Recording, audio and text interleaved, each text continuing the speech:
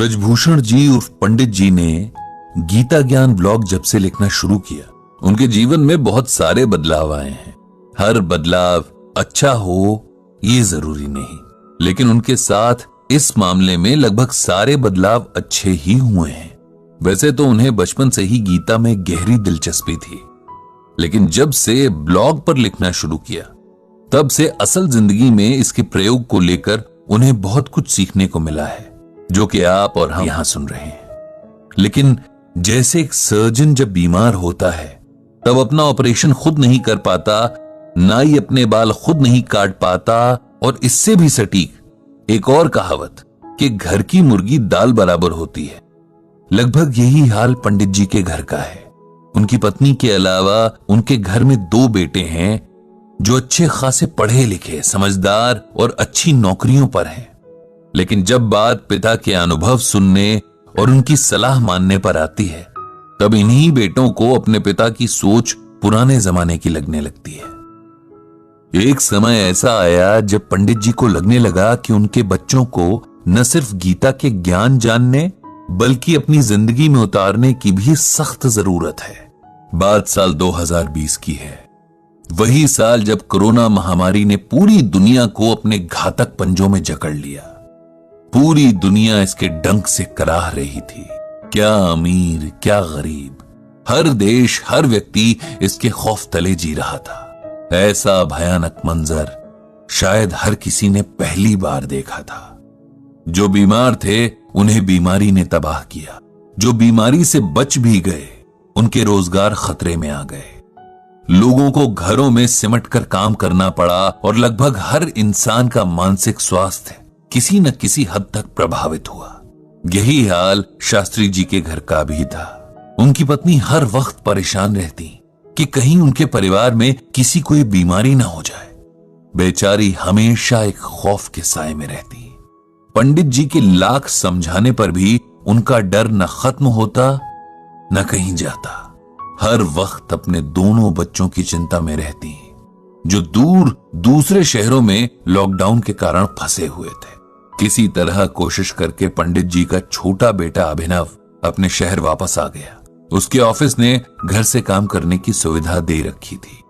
इस बात से पंडित जी की पत्नी को थोड़ा सुकून तो मिला कि चलो कम से कम एक बेटा तो आंखों के सामने है। उसके आराम, उसके खान पान का पूरा जिम्मा उसकी मां ने ऐसे उठाया मानो बेटा ना हो कोई वीआईपी घर पे ठहरा हो।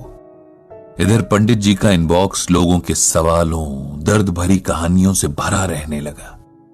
कोई किसी अपने के चले जाने के गम में खुद को और अपने परिवार को संभालने की सलाह मांगता, तो कोई दिमाग की शांति के उपाय तलाशता हुआ उनके इनबॉक्स में दस्तक देता। कुल मिलाकर हर तरफ बस एक अजीब उदासी का माहौल था। पंडित जी ने नोट किया कि उनका बेटा अभिनव थोड़ा बदला सा लग रहा है। मां के लाड़ का जवाब कभी झल्लाकर तो कभी चिड़चिड़े स्वर में देता। पंडित जी पत्नी को समझाते कि बेटा बड़ा हो गया है, उससे 5 साल के बच्चे की तरह व्यवहार मत करो। लेकिन मां का मन कहां मानता है। सारा सारा दिन बेटा अपने कमरे में बंद रहता। दिन भर उसके कमरे से कभी किसी मीटिंग तो कभी किसी मीटिंग की आवाज आती रहती। खाना तक खाने वो बाहर नहीं निकलता। मां से कहकर अपने कमरे में मंगवा लेता। इधर पिछले कुछ दिनों से उसके फोन पर चिल्लाने की आवाजें बाहर तक आने लगी थीं। शुरू में पंडित जी ने सोचा कि काम का तनाव होगा। वैसे ही आजकल सबका समय खराब ही चल रहा है, जिसका असर लोगों के व्यवहार में दिख रहा है। लेकिन हर बीतते दिन के साथ उनके बेटे का व्यवहार और ज्यादा चिड़चिड़ा होने लगा। गुस्सा जैसे हर वक्त उसकी नाक पर रहता और कुछ पूछो तो वो चिल्लाने लगता। पंडित जी ने कई बार बेटे से बात करने की, उसे समझाने की कोशिश की, लेकिन वो भी बेकार हो गई। एक दिन तो हद ही हो गई, जब पहले तो बेटे के कमरे से फोन पर चिल्लाने की और फिर कमरे की चीजें पटकने की आवाजें आने लगी। पंडित जी और उनकी पत्नी ने दरवाजा खटखटाया, लेकिन बेटे ने उन्हें चिल्लाकर उसके मामलों से दूर रहने को कहा। बेचारे करते भी तो क्या। बड़े बेटे से फोन पर यह परेशानी बांटी तो उसने भी यही कहा कि आजकल हर कोई परेशान है। नौकरियां खतरे में हैं, खुद को सबसे बेहतर साबित करने का ऐसा दबाव है कि लोग इसे संभाल नहीं पा रहे। उसे थोड़ा समय दीजिए, वो खुद ही ठीक हो जाएगा। एक रात जब पंडित जी पानी पीने किचन तक आए तो उन्होंने अभिनव के कमरे की लाइट जली देखी। यूं ही झांक कर देखा तो उनका लाडला बेटा घुटनों में सर दिए रो रहा है। उनसे बर्दाश्त नहीं हुआ और वो तुरंत अंदर चले गए। बेटे के सर पर हाथ फेरकर पूछा कि क्या हुआ, वो ठीक तो है? अपने पिता के प्यार से छूने से अभिनव को जाने क्या महसूस हुआ। वो फफक फफक कर रो पड़ा। पंडित जी ने उसे सीने से लगा लिया। बेटे का ये हाल देखकर उनका कलेजा मुंह को आ गया। थोड़ी देर में सामान्य होकर अभिनव बोला, मेरे गुस्से ने सब खराब कर दिया पापा। पता नहीं मुझे क्या हो गया है। जब भी मेरे नीचे काम करने वालों से छोटी सी गलती हो जाती है, मुझसे बर्दाश्त नहीं होता। मुझे गुस्से के मारे होश ही नहीं रहता और मैं भूल जाता हूं कि हम सब इंसान हैं, सब बुरे दौर से गुजर रहे हैं। ऐसे में अगर किसी ने जाने अनजाने गलतियां कर भी दी तो उसे नजरअंदाज कर देना चाहिए। आप ही बताओ पापा, मैं क्या करूं? पंडित जी ने बड़े प्यार से अपने बेटे के सर पर हाथ फेरते हुए कहा, अगर तुम सुनना और मानना चाहो तो मैं तुम्हें वो बताता हूं जो भगवान श्री कृष्ण ने अर्जुन से कहा था, और जिसे मानने भर से तुम्हारी ये समस्या अपने आप दूर हो जाएगी। तो सुनोगे? जी पापा, आप बताओ। मैं पूरी कोशिश करूंगा कि आपकी हर बात को समझूं और उसे अमल में लाऊं, अभिनव ने कहा। तब पंडित जी ने श्रीमद् भागवत गीता का ये श्लोक अभिनव को सुनाया। क्रोधात् भवति सम्मोहः, सम्मोहात् स्मृति विभ्रमः, स्मृति भ्रंशात् बुद्धिनाशो, बुद्धिनाशात् प्रणश्यति।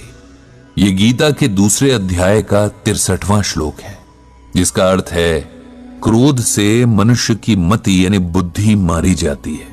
मतलब वो मूढ़ हो जाती है, धीमी हो जाती है। इससे याददाश्त नष्ट हो जाती है। याददाश्त नष्ट हो जाने से मनुष्य की बुद्धि नष्ट हो जाती है, और बुद्धि का नाश हो जाने पर मनुष्य खुद अपना ही नाश कर बैठता है। इस श्लोक में भगवान श्री कृष्ण अर्जुन को यह समझा रहे हैं कि कोई भी युद्ध सिर्फ ताकत से नहीं जीता जा सकता। आपको अपनी इंद्रियों को भी अपने नियंत्रण में रखना सीखना होगा, वरना आपको हराने के लिए बाहरी दुश्मनों की कोई जरूरत नहीं पड़ेगी। आप खुद के ही दुश्मन बन जाएंगे। क्रोध यानी गुस्सा इंसान का ऐसा ही एक दुश्मन है, क्योंकि गुस्सा आते ही हम सबसे पहले अच्छे बुरे का विवेक खो देते हैं। सामने कौन है उसके सम्मान की परवाह किए बिना बातें बोलने लग जाते हैं, या कोई ऐसा कदम उठा लेते हैं जिससे हमें पछतावे के सिवाय कुछ और नहीं मिलता। क्रोध बड़े से बड़े वीरों के बल को भी एक पल में समाप्त कर देता है, बड़े बड़े ज्ञानियों के ज्ञान को खत्म कर देता है, और जीवन भर के कमाए पुण्य और सम्मान को एक पल में चकनाचूर कर देता है। इसीलिए सबसे पहले अपने क्रोध को जीतना सीखो, तभी जिंदगी की बाकी लड़ाइयां जीत पाओगे। लेकिन मैं ये कैसे करूं पापा? अभिनव ने उदास आवाज में पूछा। बिल्कुल वैसे जैसे अपने बाकी के काम करते हो, अपने दिमाग को ये मैसेज देकर कि चाहे कुछ भी हो जाए, कैसी भी सिचुएशन हो, अपना आपा नहीं खोना है। दूसरों की जगह खुद को रखकर देखने की आदत बनानी है, और अगर किसी से कुछ ऐसा हो भी जाए जो गलत हो, हमारा नुकसान हुआ हो, तब भी पूरी कोशिश करनी है कि गुस्से के बजाय शांति और धैर्य से अगले को इसका एहसास कराया जाए। पिता की प्यार भरी छुअन और गीता ज्ञान की ठंडी फुहार से अभिनव का मन एकदम शांत हो गया था। वो जानता था कि एक दिन में खुद को नहीं बदल पाएगा, लेकिन गीता के श्लोक और उसके अर्थ के अनुसार अगर हर दिन जीने की कोशिश करे तो शायद एक दिन खुद को पूरी तरह बदलने और एक बेहतर इंसान बनने में कामयाब हो जाएगा। बदले नजरिए की पहली शुरुआत में अभिनव ने अपनी मां से माफी मांगी, जिसका दिल उसने जाने कितनी बार दुखाया था, और मां से अपने मन को पूरी तरह कंट्रोल करने का प्रॉमिस किया ताकि वो किसी और का दिल ना दुखाए। पंडित जी ने एक बार फिर भगवान श्री कृष्ण और श्रीमद् भागवत गीता को मन ही मन प्रणाम किया और हर बार उन्हें सही राह दिखाने का आभार जताया।